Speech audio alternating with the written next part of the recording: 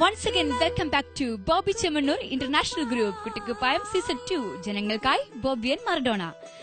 അടുത്തതായി അനുഷ്ഠാന ഗാന റൗണ്ടിൽ നിങ്ങൾക്കായി പാടാനെത്തുന്നു ഷമീം.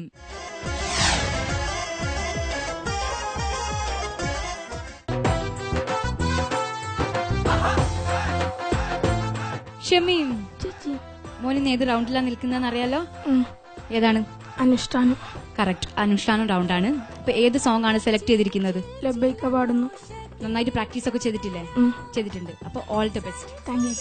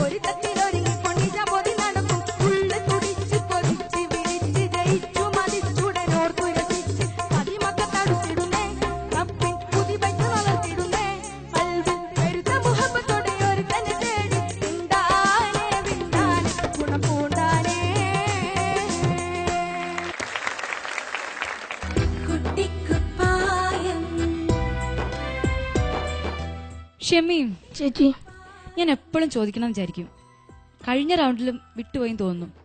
മോൻ പാടുമ്പോ കണ്ടിരിക്കാൻ എന്ത് സുഖാണ്, ഒരു ടെൻഷനും ഇല്ല, നല്ല കൂളായിട്ട്. അല്ലേ, ഞാൻ പറഞ്ഞത് സത്യല്ലേ?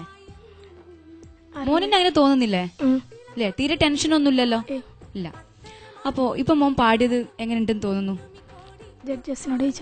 ജഡ്ജസിനോട് ചോദിക്കുക, സ്വയം അഭിപ്രായം ഒന്നും ഇല്ലല്ലേ? ഇല്ല, നന്നായി പാടിയെന്ന് തോന്നുന്നു. അപ്പൊ നമുക്ക് ഇനി ജഡ്ജസിനോട് ചോദിക്കാം.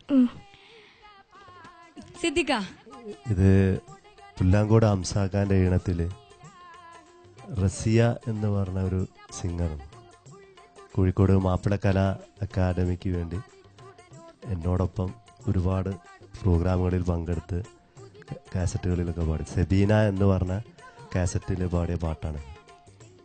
ഈ പാട്ട് പെരുത്ത മുഹബത്തോട് ഒരുത്തനെ തേടി, ആ ഭാഗം ചെറിയൊരു മാറ്റിപ്പാടിയായി തോന്നി. ഒന്ന് പാട്. പെരുത്ത മുഹബത്തോടെ ഒരുത്തനെ തേടി നിണ്ടാനെ വിണ്ടാനെ.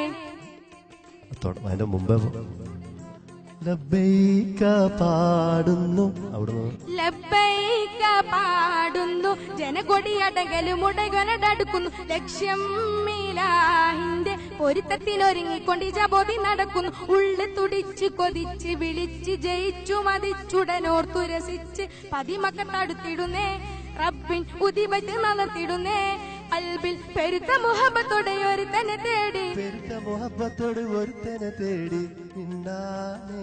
അങ്ങനെയാണ് ആ ട്യൂൺ, അങ്ങനെയാണ്.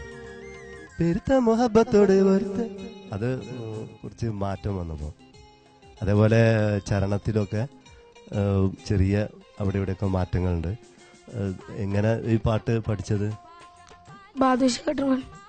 ആ, വേറൊരാളൊക്കെ പാടി കേട്ടതുകൊണ്ടാണത്. മോനെ കുറ്റം പറഞ്ഞിട്ട് കാര്യമില്ല, എന്റെ ഒറിജിനൽ അങ്ങനാണ്. പെരുത്ത മുഹബത്തോട് അങ്ങനെ പാടരുത്. ഇനി ഒറിജിനൽ ഇപ്പൊ കിട്ടുമെന്നല്ല, കാരണം സെബീന എന്ന് പറഞ്ഞ വർഷങ്ങൾക്ക് മുമ്പ് പാടിയൊരു കാസറ്റാണ്. അതിപ്പോ റീടേക്ക് ആരും പാടിയിട്ടുമില്ല. ഏതായാലും മോന് വൃത്തിയായി പാടിയിട്ടുണ്ട്.